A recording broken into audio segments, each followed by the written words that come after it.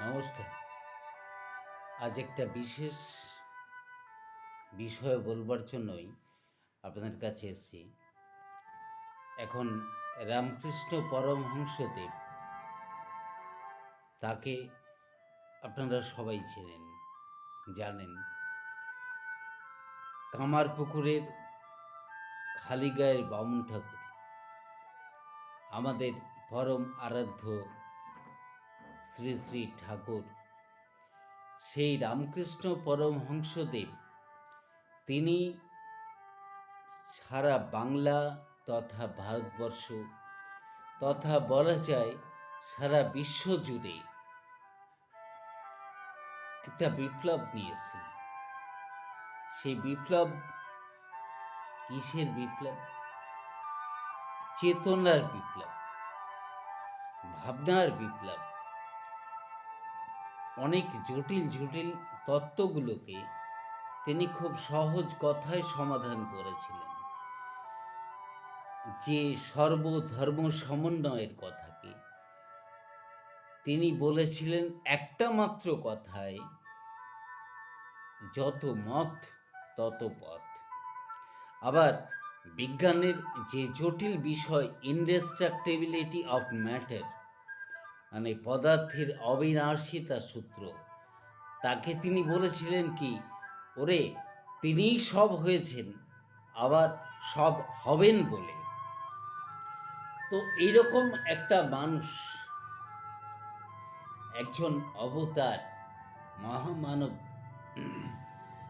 তো সেই মানুষটি শুনলে আপনারা অবাক হবেন যে তখন 1910 সাল, মানে ভারতবর্ষ তখন স্বাধীন হয়নি। তো সেই সময় ইংল্যান্ডের বিখ্যাত একটা গোয়েন্দা সংস্থা স্কটল্যান্ড ইয়ার্ড,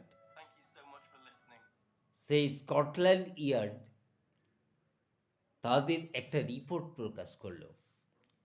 সেই রিপোর্টে কি বলা হলো, যে একটা অ্যারেস্ট ওয়ারেন্ট বলা যায়, তার আগে রিপোর্টে বলা হলো যে ভারতবর্ষের এই মুহূর্তে সবচাইতে বিপজ্জনক মানুষটির নাম হচ্ছে গদাধর চট্টোপাধ্যায়, যাকে আমরা রামকৃষ্ণ পরমহংসদেব বলে চিনি। তো সেই রিপোর্ট এসে পৌঁছালো তখন কলকাতার পুলিশ কমিশনার চার্লস ট্রিগার্ট, সেই ট্রিগার্টের হাতে এসে পৌঁছালো। তিনি তো রিপোর্ট পড়ে থরহরি কম্পমান, যে সেখানে লেখা আছে কি, যে রামকৃষ্ণ's deity, Devi, was not any personal goddess, but his deity was actually the motherland, জন্মভূমি। এবং এই লোকটা বিপ্লবের আগুন ছড়াচ্ছে, এই লোকটাকে অ্যারেস্ট করতে হবে অ্যাট এনি কস্ট। চার্লস ট্রিগার্ট সঙ্গে সঙ্গে মুহূর্ত মাত্র দেরি না করে তিনি অ্যারেস্ট ওয়ারেন্ট বের করলেন, যে এই মানুষটাকে গ্রেপ্তার করতে হবে। মনে রাখবেন সালটা কিন্তু 1910। 1910 সালে যখন চার্লস ট্রিগার্ট অ্যারেস্ট ওয়ারেন্ট জারি করলেন, তার থেকে 3 দশক আগে 1886 সালে রামকৃষ্ণ পরমহংসদেব ইহলোকের মায়া ত্যাগ করে সমস্ত অ্যারেস্ট ওয়ারেন্টকে বুড়ো আঙুল দেখিয়ে তিনি চলে গেছেন। তো এই তথ্যটা জেনে রাখা ভালো যে স্কটল্যান্ড ইয়ার্ড তৎকালীন সবচেয়ে শক্তিশালী একটা গোয়েন্দা সংস্থা রামকৃষ্ণ পরমহংস দেবের নামে অ্যারেস্ট ওয়ারেন্ট জারি করেছিল এবং একটা রিপোর্ট পাঠিয়েছিল যে তৎকালীন ভারতবর্ষের সমস্ত বিপ্লবী আন্দোলনের হোতা এবং তৎকালীন বিপ্লবীরা নাকি আগুন পেত। এবং আগুন সরবরাহ করতেন আমাদের পরম পুরুষ শ্রীরামকৃষ্ণদেব।